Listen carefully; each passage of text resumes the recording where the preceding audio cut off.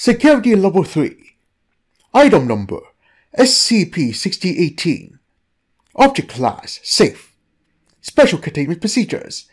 SCP-6018 is to be contained in the secure item storage locker when not in use for testing. Personnel may request personal use of SCP-6018.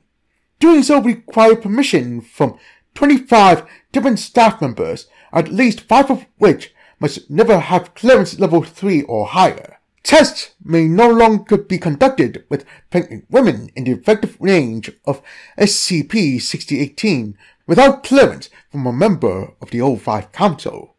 These tests may only be conducted with vetted Foundation personnel with clearance level 4 or higher as the test subject. Description: SCP-6018 is a cassette player with a cassette tape inside containing the song Born This Way by Lady Gaga. To date, all attempts to disassemble SCP-6018 and examine its inner workings have been unsuccessful. SCP-6018 displays its anomalous properties when being played in its entirety and rewound to the beginning of the tape by a single individual. When operated in this manner, SCP-6018 will transfer the consciousness of the individual who played and rewound it into a new living body.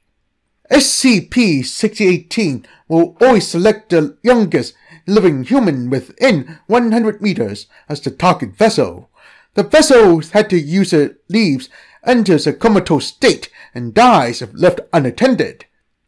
No evidence of the previous consciousness of the target vessel has yet been observed, and at this time, the consciousnesses lost this way are presumed dead. SCP-6018-1 is an extra-dimensional anomaly that can be accessed by utilizing SCP-6018 in the vicinity of a pregnant woman. Addendum 6018-1. On the 13th of September 2014, a 60-year-old Foundation staff member named Dr. Neptune volunteered for experiment 6018-37. In this experiment, the test subject has to have their consciousness transferred to the unborn child of a pregnant D-class. Years after this experiment succeeded, the following interviews were conducted.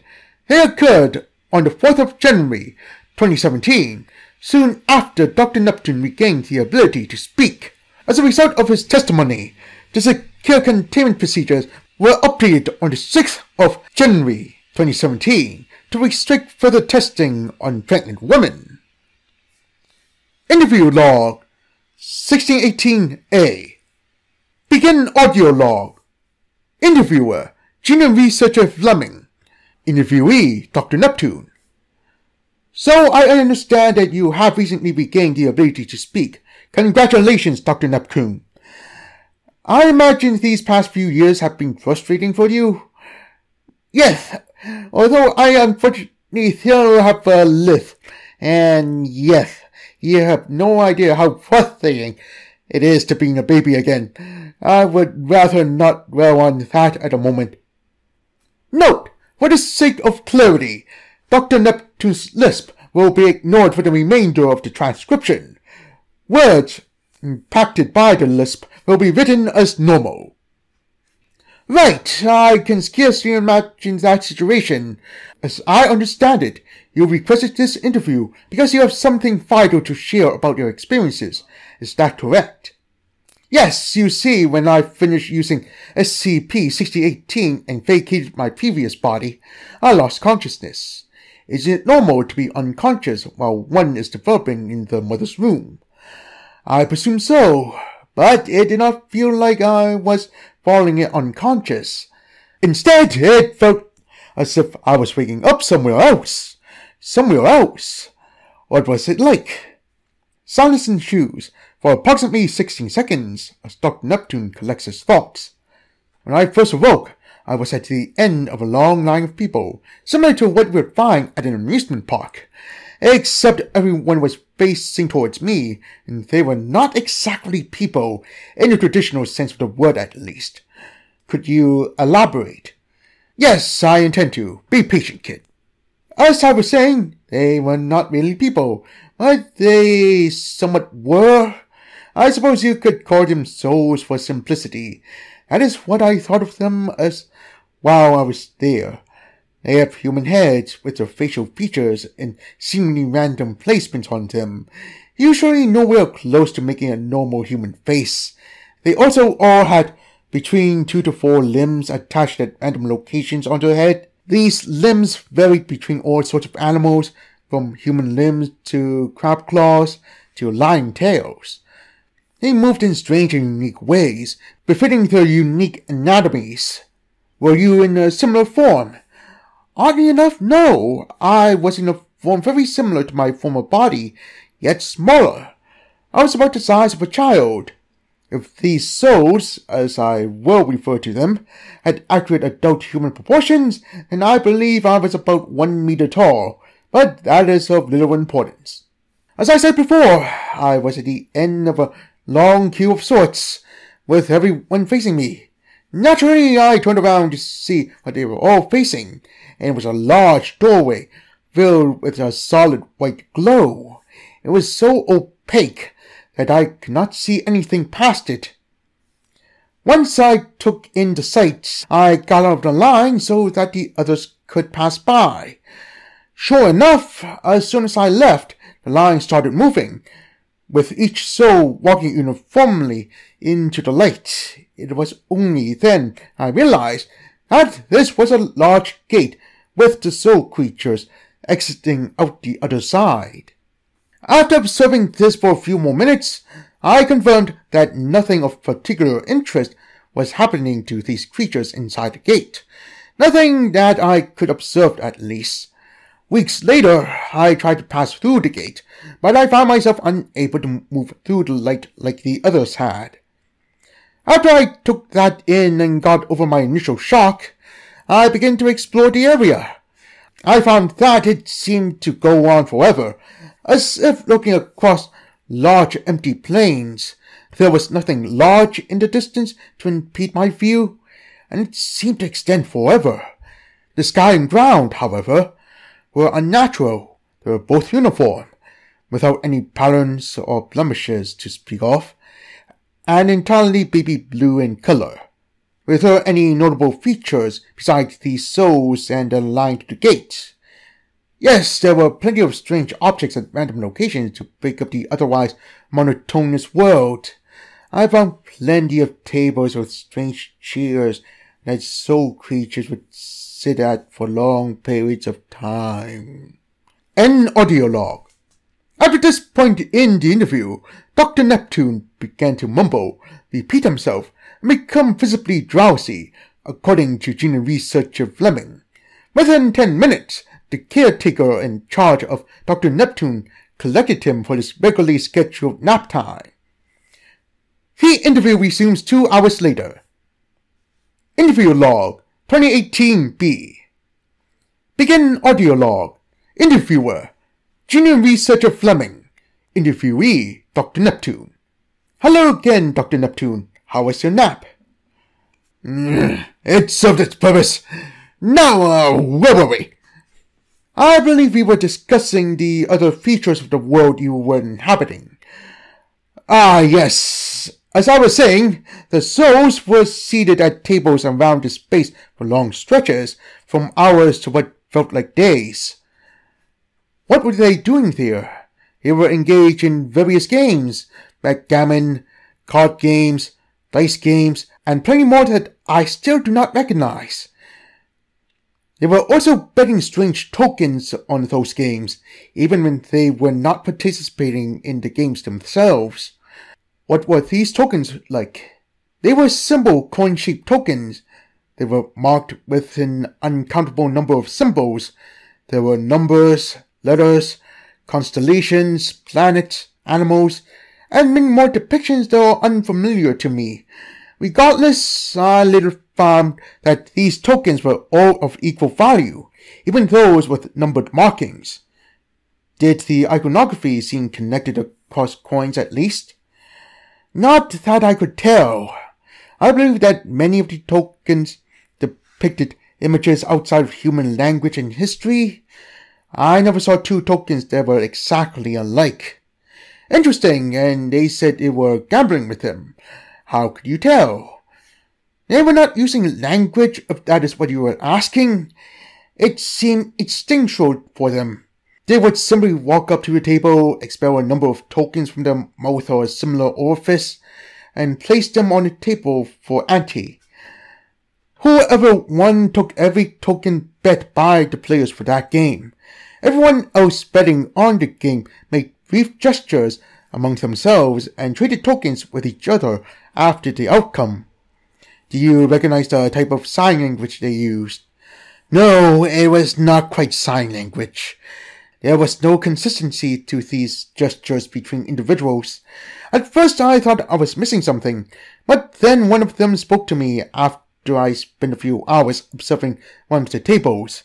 Spoke, you say?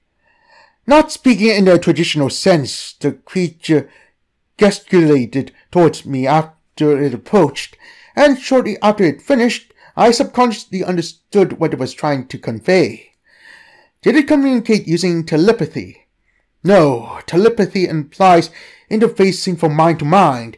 This felt much more like what they were trying to communicate was being translated for me in my mind. It felt like the world itself was translating this creature for me.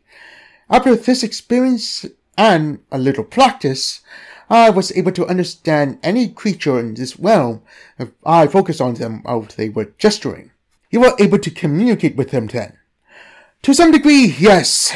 While I could speak to these creatures, they did not necessarily understand what I was saying.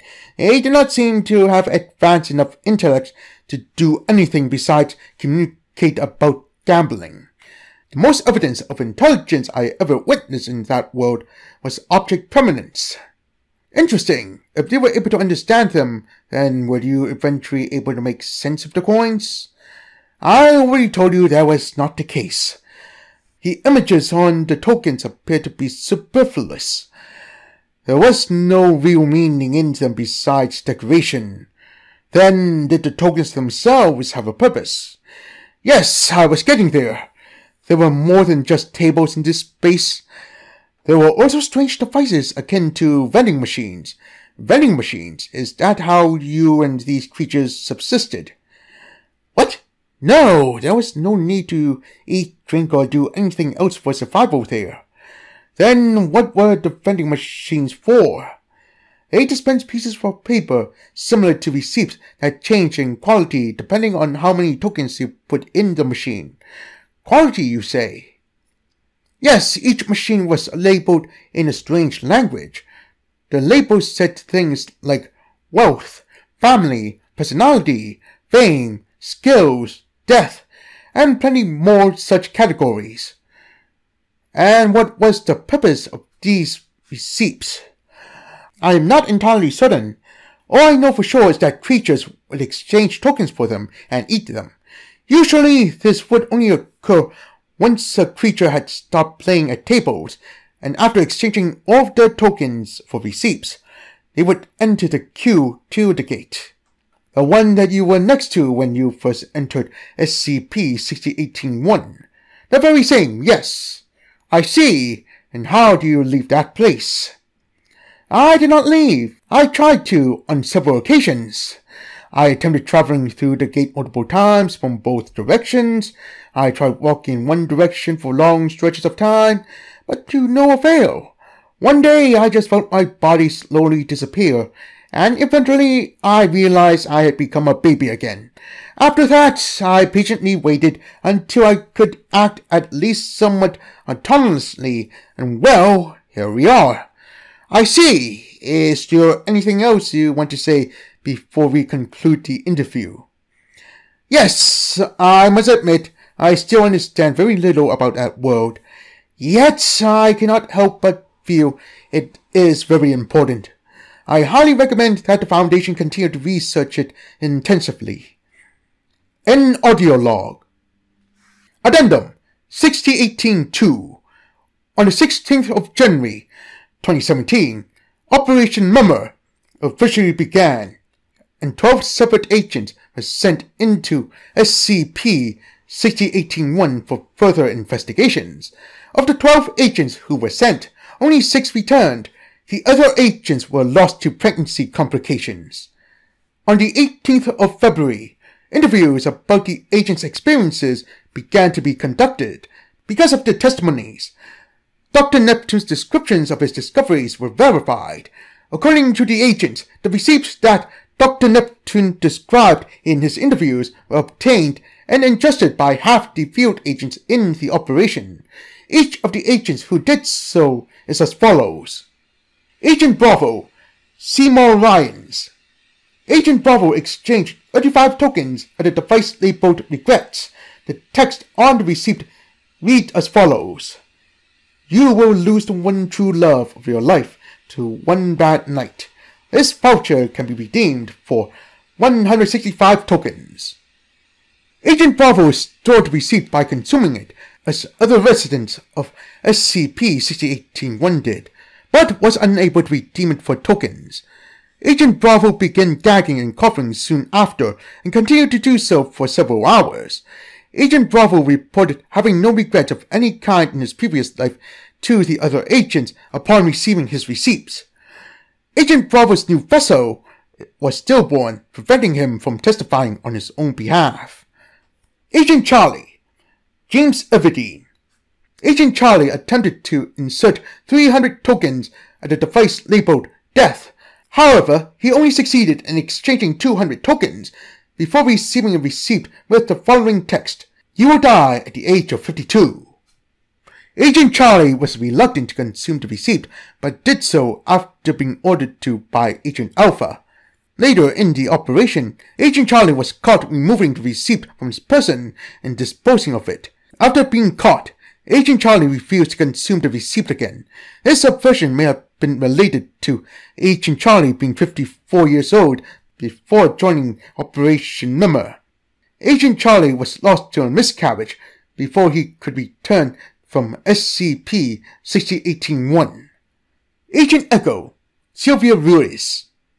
Agent Echo exchanged 1 token at a device labeled Family. The resulting receipt said, you will be the oldest child in a family of 20 and will be expected to care for your younger siblings.